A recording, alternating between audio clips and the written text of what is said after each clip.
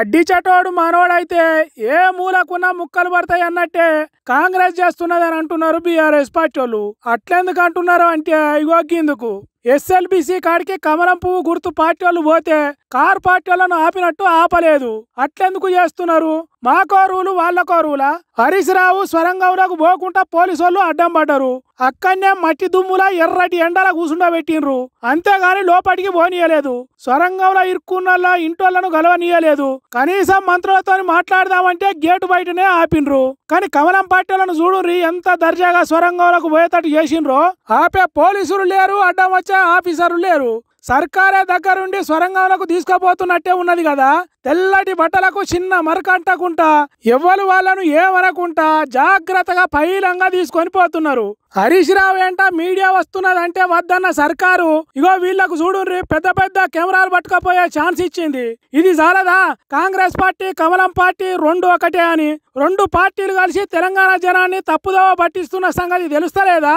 తెలంగాణ కోసం కొట్లాడిన పార్టీని ఏదో చేద్దామని రెండు పార్టీలు కలిసి ఆడుతున్న డ్రామాని జనాలకు తెలుస్తలేదా? గింత పక్షపాతమా, గింత అన్యాయమా అని అంటున్నారు బీఆర్ఎస్ పార్టీ వాళ్ళు.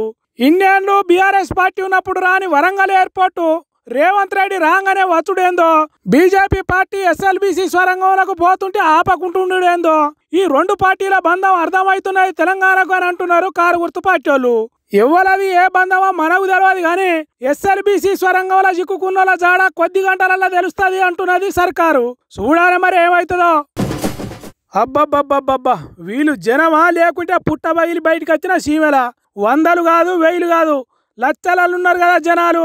ఇది చూస్తే చాలు దేశంలో చదువుకున్నోళ్ళు పెరిగి వాళ్లకు సరిపోను నౌకరు దొరుకుతలేవు అనే దానికి.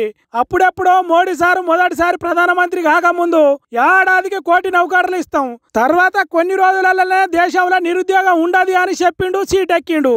కానీ ఇప్పుడు చూడు ఎట్లున్నదో. సమ్మక్క సారక్క జాతర జరిగినట్టు వచ్చిండ్రు నౌకర్ల కోసం చదువుకున్న పిల్లగాళ్ళు. హైదరాబాద్ లో ఉన్న జేఎన్టీ కాలేజ్ వాళ్ళు ఎంపీ ఈటల రాజేందర్ తోని రిబ్బెన కత్తిరించి సురువు చేయించారట ఈ జాబ్ మేళను.